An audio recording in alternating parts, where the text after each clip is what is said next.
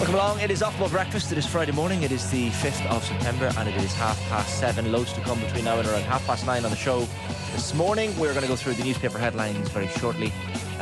Between now and around 8 o'clock. Bencio Barbola is a Hungarian football journalist. He's going to join us on the line from around 8:05 ahead of the massive start to the World Cup qualifiers for the Republic of Ireland against Hungary. Tomorrow evening, 7:45pm kickoff in the Aviva Stadium in Dublin. Alan Quinlan is going to join us at around 9:25 this morning to look ahead to Ireland against New Zealand in the Women's Rugby World Cup Pool A. The final pool game, of course, both teams through to the quarter-finals. We'll preview that game with Quinny at around 8:30. Monaghan's Darren Hughes has hung up the boots after a stellar career in white and blue. 19 years playing for Monaghan. He'll join us just after 9 o'clock. And then Nathan Murphy, live from Strafford at the K Club after the opening round of the Irish Open yesterday, will be on with us as well. Keith Treacy, good morning. Good morning, everybody. How are we? We're keeping well. Arthur, how are things? Arthur O'D? Great. How are you? Keeping well. We there's a lot of negativity over the last 10, 12 years about this Irish team, lads, and taking extended periods of time to hire a manager and depressing football and not qualifying for tournaments. But just before a qualification campaign starts, we can allow ourselves to get optimistic. And yet, we were in a meeting this morning, pre-show meeting, and about 10 minutes into the meeting, we decided we were on rock bottom again. The negativity was starting to creep in, but we're not going to let it. How are you feeling, Keith, ahead of tomorrow night? I think you summed it up there. I was reading the paper this morning and listening to Paddy McCarthy saying he expects to be in America next year. I was thinking, lovely, this is brilliant, but didn't really back it up on any substance of why he thinks that. It's sort of just, we're hopeful that we'll be there. I'm not too sure whatsoever. I think the Hungarians are quite a decent outfit. Obviously Szoboszlai, they've got Kerkez as well, they've got Varga through the middle and Szalai. They've got some decent players that can hurt you, and notoriously over the last God knows however many years, we've struggled to score goals. And with Parrott, Coleman and Brady, I think that really hurts us. Parrott's in really good form for AZ Alkmaar. Coleman is one who hasn't played a lot of football, but he's a leader. And you go back to when he played against Hungary in the friendly, rattling Szoboszlai's cage and getting everybody on side. And obviously Brady's delivery. A lot of people have said to me Manning is fairly like for like, not a great defender but brilliant set pieces. So I don't know. I think we have hope. I have an awful lot of hope rather than expectation. But like I say, I think these Hungarians are not a bad outfit at all. Hope, expectation. Yeah, you got to have hope. Got to have hope. Some modicum of hope. That's always it's a funny, because it is like you can almost take it a bit game by game. Like it's not like we have to be perfect. If you just got a result tonight, and then that probably helps. It's probably maybe I'm wrong. It kind of feels like whatever way kind of tonight goes will influence how Tuesday goes. Like you kind of think, geez, if they were to do it on Saturday, if they were to get a win, do they go then to Armenia and get at least a point? Then that's kind of fine. You're up and running, but it'll happen so quickly.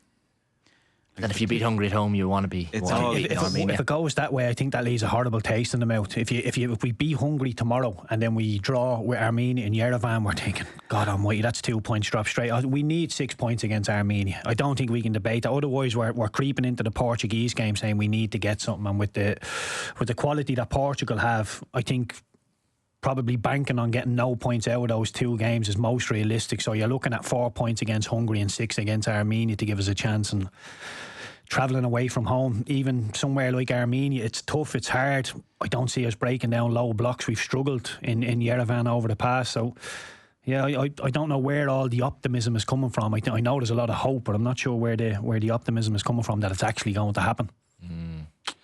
Yeah, I mean, like the last recent history would suggest it probably we'll probably be sitting here on Monday a bit deflated. Don't say it. I'm not without being, I hope it's not geez, it'd be class, it'd be so enjoyable because it'll all happen so quickly. It's like we'll be here and then we'll be back in October, back in November, and that's kind of it if we get into a playoff or not, presumably. But it's if they got any kind of momentum going, it'd be class. But it is they're I know maybe Hungary's recent form isn't as good as it was, but you just look at a team like this, fucking serious operators, players like that would be our most important player without a shadow of a doubt. Yeah, I think was it one of the Hungarian journalists was on during the week with Will described Szoboszlai as the best Hungarian player since Puskás. It's fairly high praise. In fairness, they've had some unbelievable players, but that's how important he probably is to this team. You know, I've been reading some of the Hungarian press over the last couple of days, and the manager is saying he would actually prefer to play Szoboszlai a little bit deeper and, you know, a Pirlo type of role where he can pull the strings, but he's needed a little bit further forward. So I think they would like to have Szoboszlai in a couple of different positions, but I see him just as I say, like an inverted left winger. He won't be anywhere near the winger. He'll be on the left, but inverted, possibly just off Cullen's shoulder, trying to entice O'Brien to come out and jump. And if we do that, you'll have Vargas spinning into the channels. You'll have other runners as well. So, yeah, I don't know. And look, I'm obviously an Arsenal fan. I was watching the game on the weekend, and Szoboszlai was quiet, Gakpo was quiet, Ekitike was quiet, Salah was quiet, and then all of a sudden Szoboszlai comes up with that world-class free kick, and you're thinking, oh God, we have to play these soon. So, yeah, look, he's a brilliant player, but from what I'm gathering, the Hungarian side are saying if Szoboszlai is taken care of, we've pretty much nullified 80% of their threat. They have other threats, don't get me wrong, but generally everything comes through Szoboszlai, so he's a big target on his back tomorrow. It's funny because that double header in June of friendlies, you kind of felt like it was, you know, Hallgrimsson was almost trying to mirror this exact week where they play Senegal and maybe a higher up team, maybe along a similar level to Hungary, I'm not sure, but then you get the draw at home, and then they go into the Luxembourg game and get a draw on the road, a really drab, goalless draw, and Hallgrimsson was seething after that one. So, like, you don't want the same thing happening, because 2 draws here and it's game over. Well, that's where we do struggle when so-called lower teams come and they have a low block and they think, well, let Ireland have the lion's share of possession, but any sort of sidewards or backwards passes that they can nick, they go straight down our throat. I think a lot of tomorrow depends on what the Hungarians are thinking. If they're thinking to come to Dublin and win the game, then I think that gives us a better chance, because they won't be in a low block. They're coming to win. But if they come and think we'll take a draw in Dublin, I think that could hurt us, because we, as I say, we struggle to break down low blocks, and with the players not available to us, I think makes it even more difficult for us to break teams down without the lads. That headline in the back of the Irish Independent, Szoboszlai says, point at the Aviva like striking gold. Liverpool star insists Magyaros will be happy to leave Dublin with a draw. Like, you don't know what element of this is mind games in advance. You know, he's just saying we'd take a draw, but as you say, that could be tough to break down. Yeah, they're not bad. They've got a couple of decent defenders back there. Big Willie Orban is a decent defender. I think he's at Leipzig, is it, off the top of my head. So yeah, look, they're a decent outfit. They generally do go okay in tournaments. So, you know, they get to tournaments. They're a decent team, and like I say, I feel, is it a must win? Probably not. We all want to win, but it's definitely a must not lose. I think if we lose the game tomorrow with Armenia and then Hungary away and obviously the Portuguese games, I don't think we can recover from a loss in the group. So it's definitely a must not lose, possibly not a must win, but definitely 100% don't lose. The thing is, the playoff route is it's no guarantee either. Like, you know, back in the day you might be playing someone from a different continent, and the European team in a playoff would be your Irans, for example. It's just not that way anymore. We're going to play another European team at a similar enough level to ourselves, and no guarantee if we finish second. Like, I would be I'd consider getting to a playoff success. I'd consider that job well done. I don't it's not even being cynical. Like, I just can't even imagine us qualifying. Yeah, I just can't. Like, and it's not trying to be negative or down about it. If we qualified, it would be off the charts. Like, it'd be an unbelievable achievement. So it's just hard to visualise that. But to get out a second would be serious progress. Well, there's people in and around me saying they'd be happy if we're still alive after the next 2 games. Well, if we're just still alive. Yeah, I think Gav was saying that the other morning. Like, that it's like, if we can come down to that last window, I think is Portugal at home, Hungary away. Yeah, Hungary game away. Yeah. So if you even went into the last game and you kind of still had something that you could control your own fate. Yeah. Geez, that is really all you would ask for at this stage. And to be fair, the Irish players must be thinking, I'm hearing it's a sellout in the Aviva tomorrow. So there is hope there. You know, we've been dead in groups for so long after the opening couple of games. So the fact that the Aviva will be rocking tomorrow, the Irish public are half hoping, half expecting a little bit of a result here. So I think it's brilliant, but the one thing we don't want to do is to lose the game, because then, like I say, I think we can't recover, and it all falls really, really flat after that again. Couple of positive comments in the YouTube channel which I want to bring, because we need some positivity. Gerard O'Connell says, think positive, boys, manifest the win. Someone else says, Dermot says a lot of fullbacks scored in the World Cup qualifiers last night, so Ryan Manning free kick for a 1-0 win will do rightly, which is fair. Like before I dwell, I just said I was going to dwell on the positive, but before I dwell on the positive, the goals, Keith, where are the goals going to come from? Well, this is a massive worry for me. I sketched down my team last night, and I'll run you through it, and I'll give you the reasons I'm not so confident about everything. I've got Kelleher in goal. I've a back five of O'Brien, Collins and O'Shea as the three centre halves. Doherty or Ogbenny as the right wing back. That's really a toss of a coin for me, and a lot of it depends on Ogbenny's fitness. I know he's been out for a long time, so Doherty or Ogbenny is the right wing back, not too bothered. Manning as the left wing back, Cullen and Knight as the two in front of the back five. And look, their job is very, very simple. Stop Hungary scoring. Don't do anything else, just stop Hungary scoring, be disruptors there. I'd have Schmodix just ahead of those two, and Ferguson and Ida up front. And the reason I'm so no Finnazaz. No Finnazaz, no. Yeah. No, look, I think there's a lot of talented wingers and mobile, quick players, but World Cup qualifiers are really, really deep water, and it can work both ways. People think, I'll throw him in, if he plays well, everything will be great. What if he doesn't play well? You can scar these lads as well. And I know people say, well, they're in the championship, they're doing this and that.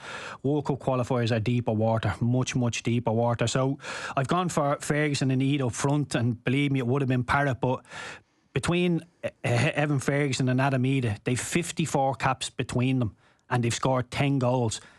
On the face of it, that you probably think that's not the worst return in the world from two young strikers. Out of then 10 goals, 3 have come in friendlies, 3 have come against Gibraltar, and one has come on the penalty spot against the Dutch. So not an awful lot of goals from the front two. So 3 goals basically in 54 3 goals games. From 54 caps in open play. And look, I think it's like, I'm not putting everything into Evan Ferguson and Adam Ida. You look at Josh Cullen. People are telling me, he's a captain of a Premier League side. He's got 42 caps now. He really needs to start giving us these captain performances. And look, he's not the captain of the Republic of Ireland, but he's a leader. He should be a leader in there. Jason Knight, 39 caps, Bristol City captain. Nathan Collins, Brentford captain. We have a really strong spine in there, but we need a performance where people are, there's a bit of evolution, and a Cullen can't go wandering, Knight can't go wandering and leave that space in behind, because that's where Szoboszlai will be trying to get his shots off. So even Paddy McCarthy has spoke about it in his build up to the game, saying we need to nullify shots from outside the area. And look, there's a lot of players that need a coming of age performance here. The likes of Jason Knight. Cullen is that little bit older, but in terms of 42 caps, I don't think we've seen the best of them. These are experienced lads now, and they need to come to the forefront. And yeah, like I say, the more I speak about it, the more I'm becoming disillusioned with it all. And look, we need to take pride in defending. When you look, Jake O'Brien, Nathan Collins, Darragh O'Shea and Queevy and Kelleher, that's a really strong 3 of those back 4 are Premier League players. Yet we don't keep clean sheets very often. Yeah, that has to change, because we're putting, like, as I say, Ferguson's very young, Ed is still learning his trade. We're putting too much emphasis on the front lads, saying you need to score 3 goals to win us a game. How about scoring 1 goal and keeping a clean sheet? That seems a little bit more doable to me. So for me, make it really, really difficult. Give Hungary nothing, and we tell Ferguson and Eda, Schmodix, we let Doherty, Manning off the leash every now and then, and we're going to play off scraps and go from there. If anyone had disillusioned by it all in their bingo card, 7:43 a.m. was the first use of it by Keith this morning. Don't ask me to spell it. Yeah, like it's tough, isn't it? It's when you match the Irish team up against the Hungarian team, like you probably, and you look at it, like as the journalist on with Will the other night said, like if you look at the transfer market values, this Irish team is worth a lot more than the Hungarian team, but it just stands for nothing. Maybe the home advantage, maybe the sellout crowd has an impact, because we know a really good night in the Aviva, that does have a modicum of impact. I don't think it's unthinkable to get a win. Well, yeah, it's not it probably requires them to have a bad night and us to play well, but it's not unthinkable. Like it's not Portugal coming. But it's hard to visualise it, because we've not really seen it. Like it's been an awful long time since we've had a competitive result against a bigger team or better team than us. That's kind of like that doesn't feel like a bit of a one-off or a kind of a fluke, which it can't be. It has to be the start of something. So if you haven't seen that in a long time, it's very hard to kind of just imagine where it's coming from. But like it's funny, like even when we were better, these games were never straightforward. Like, No. you know, like it's very rarely been straightforward. Like it's very rare you'd have a team of that kind of calibre, even a similar calibre to ourselves, coming and you'd go, no, we'll win this, and there not be some sort of upset or whatever else. Like it just doesn't. It's never really easy. But who knows? Who knows? Like it's just I don't know if we've seen an awful lot over the last 2 years, or even during Hallgrimsson's time, that would suggest like, oh, we're really onto something here now. We're kind of humming a bit. It's like even that result in the summer, like the Luxembourg one. I know it was only a friendly, and both teams would rather have been anywhere else. But you're like, we had enough players on the pitch of a decent quality that you think, geez, we should probably be winning this, like just on a bit of kind of muscle memory. Yeah. Yes, I don't know. And to be fair, what has come out when I've been going to the Aviva over the last couple of years, and when we got beat by France 1-0 and some of the bigger nations, we seem to come away from the Aviva thinking that was a decent performance. We did okay there. We got beat, but it was a decent performance. It doesn't matter tomorrow. If we lose tomorrow, we'll play really well. Doesn't matter, because this is the World Cup qualifier. This is what we've always been building towards. So performance really means nothing tomorrow. It's about the 3 points or a point. So there's no way I'll be coming out of the Aviva tomorrow going, we got beat, but I'm happy enough with that. It has to be a performance and the result. A couple of comments coming in this game. Pat Muster pointing out we drew with Portugal at the Aviva under Stephen Kenny in a competitive game that's not long ago. Gavin was making the point that like if we beat Hungary, it would be the most recent biggest win would be the Wales McLean. Yeah, but I don't even think Portugal needed to win that game. Did they? True. They were. It's not quite the same. No, not at the same level. Yeah. So yeah, it probably is, isn't it? Wales. So that's what 2017. Yeah, the Scottish game we won 3-0, but that was a friendly, was it? Or was that Nations League? Maybe. Nations League, I think. Yeah, I'd go back to in Cardiff that night. Yeah, madness. Yeah. It's a question for you, Keith, here as well. David Holden, can you ask Keith, is our decision making on the ball good enough? Do we see a pass forward, or do we have a player like Andy Moran who can score and assist coming through? Andy Moran reminds me of Wes. Yeah, to be fair, I've made similarities in my head through Andrew Moran and Wes Houlihan. Diminutive in stature, can manipulate the ball well, can pick a pass. But to be honest, I think Andrew Moran going to LAFC has probably pushed him further away from this Irish team. For the time being, at least, he could go to America and set the world on fire and find himself back into the Irish team. But look, to be honest, I think if you're going to go to America at such a young age, you need to set the world on fire, because it's generally, you know, in England and possibly over here as well, America is viewed as somewhere you go like a son move, you know, towards the end, winding down the clock. So Andrew Moran, to go there, he needs to play well. You know, a 6 or 7 out of 10 probably doesn't reach the papers here, and we don't hear much about it. So he needs to be assisting, he needs to be scoring goals. Has the potential to be a great move for him, has the potential to be a really bad move for him. But I take the is it Pat Mustard, the texter? I take Pat's really Pat's by the point. way, yeah. He needs like Josh Cullen in particular. You know, he very rarely will pass forward, and so often I've seen a bouncing ball. You think, go for it now. He'll take a touch and come back. At Burnley, there's an emphasis on keeping the ball, more possession based in the Premier League, but. Look, again, this is not me having a poke at the lads or trying to be disrespectful. Having the ball is not our friend. We don't break people down, you know, after periods of play. We have to go and hurt them quickly. So, like I say, Cullen, Knight, win the ball, play forward quickly. Don't be worried about your possession stats or keeping it or anything like that. Just get the ball into dangerous areas, stop Hungary playing. And there could be something there, but sometimes I think you ask too many players to do too many different things. Like Cullen, go and get the ball from the centre half, be the one to open up, play on the half turn. You're asking Josh to do things that he won't be asked to do notoriously with Burnley. We'll keep it simple, but just play forward that little bit quicker, and we will have a chance to hurt the Hungarians. But breaking them down, letting them come back and keeping the ball, it's not our thing. You talk about the fact that our moods on Monday could be quite bleak if we lose this game at home, and if we feel like the campaign is over before it started, and yet if we manage to sneak a win here, a 1-0 or a 2-1 or even a 2-0, who knows, they could have an unbelievable performance tomorrow night. But the positivity heading into Tuesday will be remarkable. I'm just trying to, same as yourself, trying to figure out where these goals come from. Like the set piece thing is obviously massive. Brady's absence is huge, Parrott's absence is huge, but I mean, Manning can deliver a ball. We've seen him score a couple of direct free kicks as well this season so far in the Championship. So maybe the set pieces are a place where we can have some sort of hope.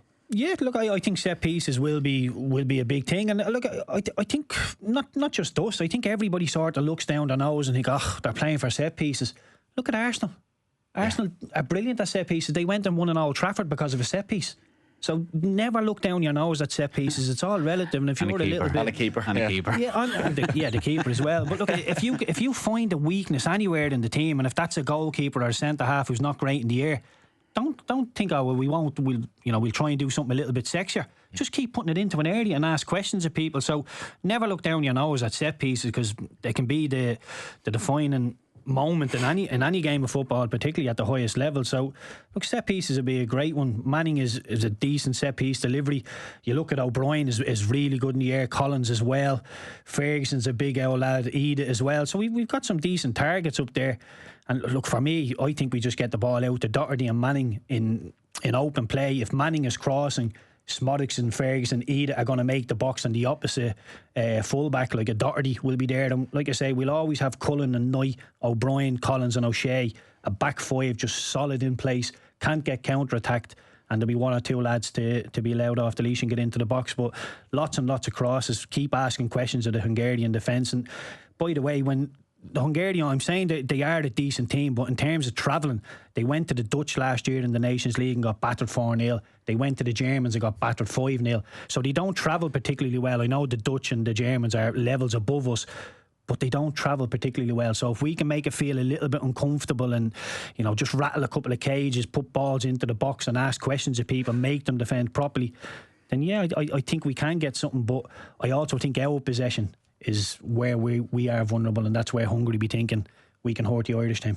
Yeah, like I did say, Hungary obviously qualified for the last 2 European Championships, but as you say, some of the results, like lost home and away to Turkey this year, lost at home to Sweden, narrow 2-1 win against Azerbaijan's their only win this year. Like they haven't been to a World Cup since 1986, so like we think 2002 was a long time ago, but for Hungarian fans, a World Cup is in the distant past.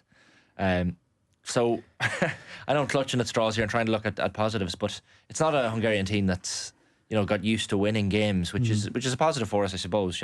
Yeah, look at it. They're not used to winning games, but they've got players within their ranks that are used to winning games. Like Szoboszlai at Liverpool, very rarely lose a game. Kerkez now coming in the building as well, in the Liverpool building. And like Salazar as well. Saloi, is a decent player. Varga at Verenčka Varos at Robbie Keane. They've got some decent quality up the top end of the pitch, and as I say, with Szoboszlai, he would be like an inverted left winger, but he would be given free rein just to float all over the pitch. No real defensive structure from Szoboszlai, so he would be difficult to mark. Cullen and Knight, do you even do a man marking job and sacrifice Cullen and just say make sure Szoboszlai is not in the game? I'm not too sure which way Heimer Helmson's going to go about it, but look, Hungary are a team with sketchy record in terms of their results, but when you scratch the surface and you look at the quality they have, I think they're a very decent team, and some of the defensive players play at decent clubs, but I don't think they get asked the questions that most defenders should. And can you defend? Can you win your 1v1 battles with Adam Ferguson and Ida? So yeah, I do think there's a way for us to win the game, but as Arta said, I do think we're relying on the Hungarians being a little bit off the pace. Yeah. There's no way, like he loves Jason Knight. There's no way he changes things in there like a Phillips or Taylor to match Szoboszlai's running power, as some people suggested. I'd find it very strange, to be honest. Again, I go back to experience at this level. I think counts for an awful lot. You need experience, you need caps on the pitch, and Cullen and Knight would be the most two experienced midfielders we have. The fact that he only named 4 midfielders in the squad, it's like he's looked at it and thought, there's not a lot in that pool. But look, it is what it is, and like I say, we're not great in the middle of the park. So if we simplify it for Cullen and Knight and just say, look, be disruptors, just stop them from playing, be horrible, and go from there. Just really, really simple game plan for certain players. Do predictions later on. We're not going to do predictions yet. I don't want the pessimism starting the show. We'll finish the show with that. Yeah. Daniel Levy as well, lads. Obviously, massive story. Has shot football essentially by quitting Tottenham after 25 years. So announced in a statement yesterday evening, Levy, that he was standing down from his role as executive chairman of Tottenham Hotspur, 63 years of age. Tottenham have stressed it does not indicate a change in ownership, with Peter Harrington taking it over as non-executive chairman. And look at some of the stats and the managers that he's seen come and go over the quarter of a century that he's been there. Quite remarkable. So £1.1 billion spent on transfers, 13 managers appointed, plenty sacked as well. 2 trophies won, including of course the Europa League last year, or earlier this year I should say, against Manchester United and Bilbao. So some legacy. It's taken a lot of people by surprise in the football world. Yeah, you say it's some legacy. It's what did he win? The League Cup and the Europa League. The new stadium is obviously that's probably the biggest legacy, isn't it? Yeah, the stadium is probably the biggest legacy. I know an awful lot of Spurs fans I spoke to are generally happy that he's gone out of the building, but I look at this and I think, look, Levy sort of done one of those jobs. He was the forefront and the face of it. He's got the blame on an awful lot of stuff that went south at Spurs, and I do wonder how much of it was Daniel Levy shielding the rest of the Spurs board in terms of some of the decisions that were made, especially the Eze one. Arsenal coming in and nicking Eze at the last minute, I think hurt a lot of the Spurs fans, because it felt that Arsenal were being very reactive in the Eze deal, and if Spurs had just come in heavy-handed and got Eze, they could have got him before Arsenal had time to react. But I don't know. I think time will tell if Daniel Levy has done a good job or not. Whoever comes in and tries to do his job will let us know if it's a decent job or not in time. But yeah, I don't know. I've no real feelings toward it. I think Spurs fans will, but as an Arsenal man looking, I'm thinking they probably get stronger now, Spurs, without Levy. It's only going to ratchet up expectation that the Lewis family are going to sell the club as well. Yeah, it's weird, isn't it, the timing of it? Even with Ange Postecoglou sacking and how early in the season it is. Yeah, I don't like. It's very hard. It's so hard to know the details. Like, presumably so? Is he still over all the transfers they just did? Did he know it was coming? Like with the weird timing of the kind of rare interview he did with Gary Neville a few weeks ago.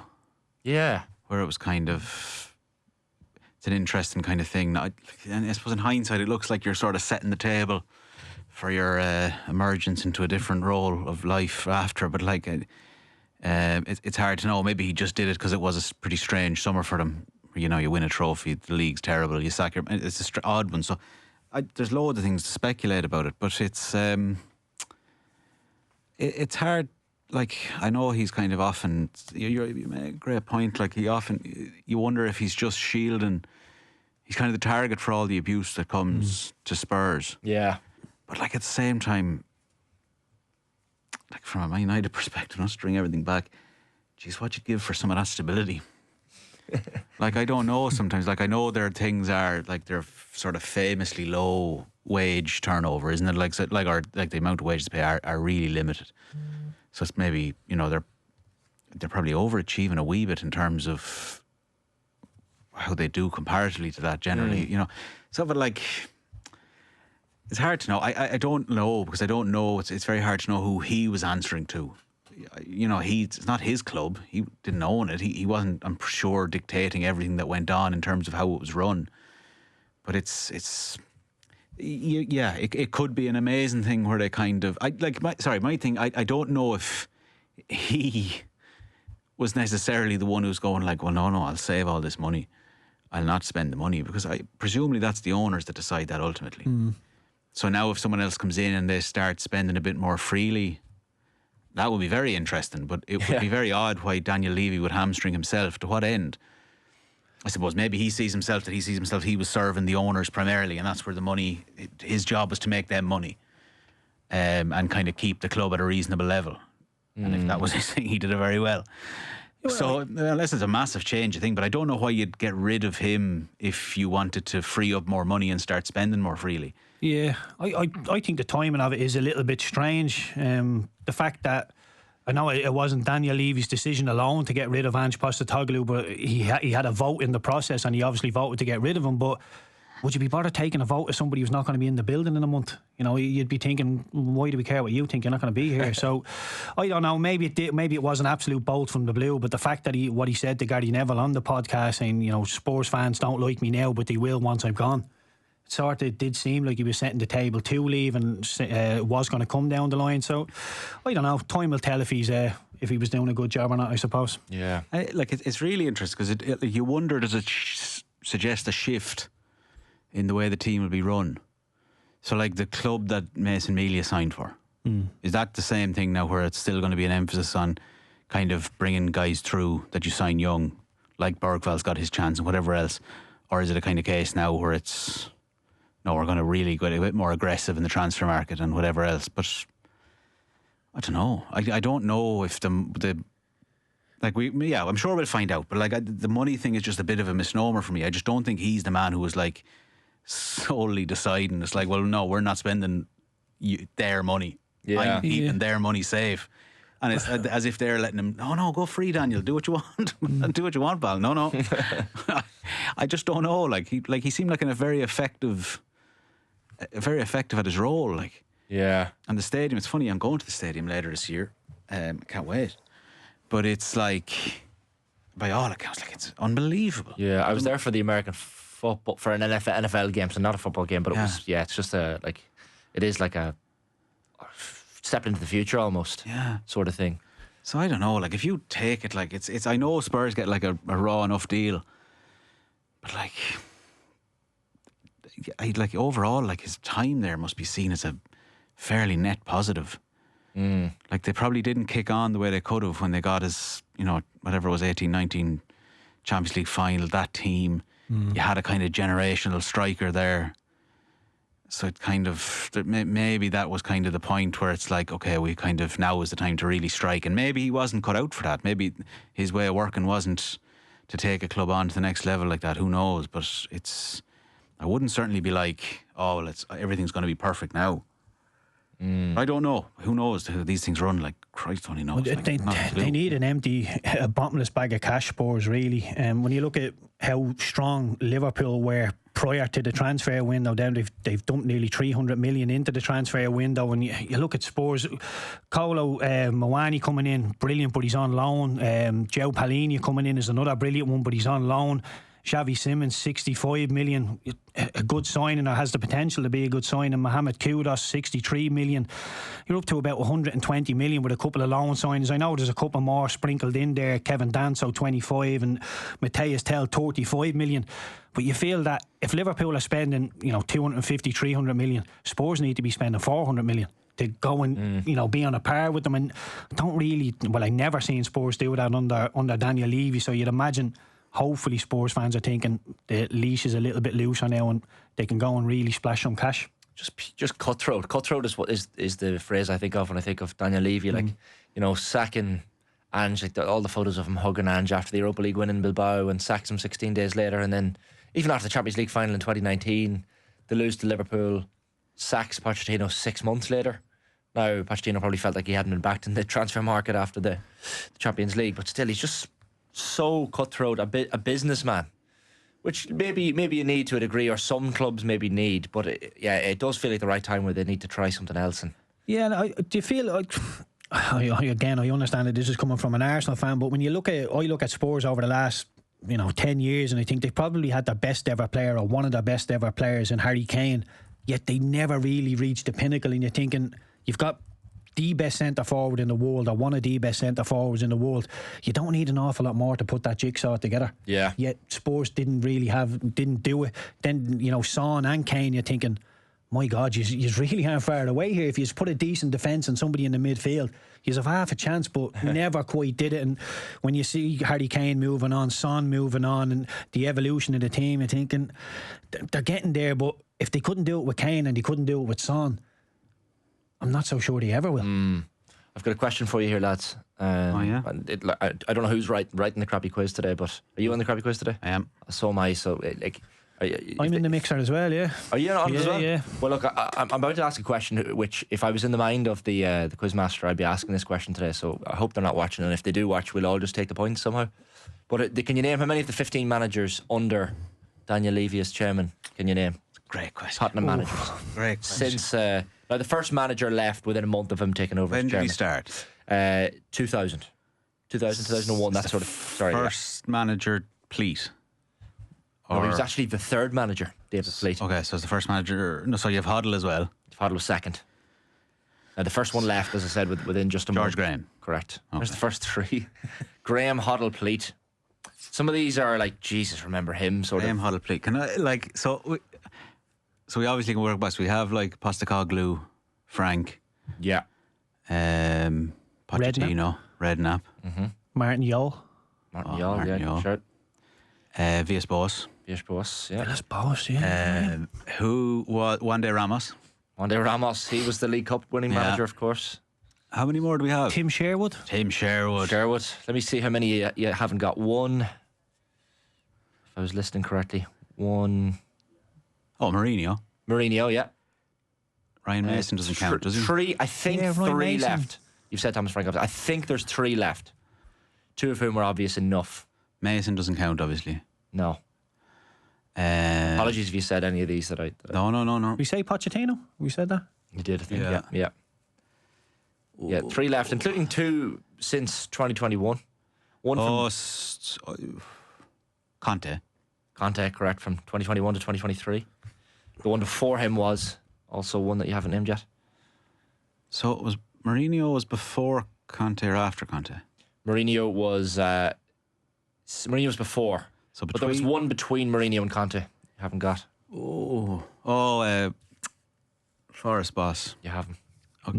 Nuno Espirito Santo. Is that it? And I think you have one more that you haven't named. So after Graham Hoddle Pleat, the 4th, from June to November 04. The shortest in the club's history. Good grief. 13 games, leaves citing personal problems despite them sitting in 4th after an unbeaten start to the campaign. Apparently issues with the club's sporting director Frank Arneson led to his early departure. This guy. Tell you his nationality, maybe? It's good knowledge if you can get it. 04. I wasn't planning this question, by the way. No, it's a great question. Is there anyone else he managed? This guy? Yeah. Good question, yeah. I'll tell you now.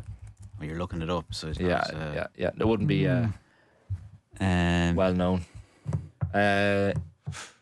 Well, I'll tell you his nationality, I suppose. I'll probably give it away. He's French. He managed Toulouse, Lille, back this going back. It's not your man, Jack Santini. Jack Santini. I wouldn't know if we walk in the room with the names there. So if that comes up, I don't know how we're going to split it, lads, but if it comes up in the crappy quiz... we're fine. We'll just look amazing at it. We'll find a way, yeah. We'll find a way to somehow all get the points. Jack Santini. I don't remember when he lasted.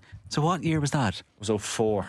So because that was the same thing. Do you remember that was the same year that Martin Yall takes over from him then? Benitez came in? I think they came in the same summer. Do you know what I used to read 442? Yeah. You know the magazine, yeah. I can tell he read 442, banging out names like that. I was reading Nuts and Zoo. I think there might have been someone else that summer as well. It's all reading. It's good for you, John. Lovely literature in there. Yeah. Because there was definitely something like about a French and a Spanish manager coming in the same summer to Liverpool and Spurs. I feel like there's one more, but I don't. Mourinho, sorry. Yeah. He came the same summer, didn't he? Oh, yeah. You're right. 04. So I think they all came in the same summer. I could be wrong on that, but I do think that this rings a bell. Anyway. A couple of people in the comments said Santini as well. Fair play to whoever got the Santini shouts in there. That's the one I was like, they're not gonna get this one. But fair play, lads. In fairness, OTB Breakfast with UPMC Orthopaedic Care. When things don't move, rotate, or bend like they used to, choose us to help you get back in action.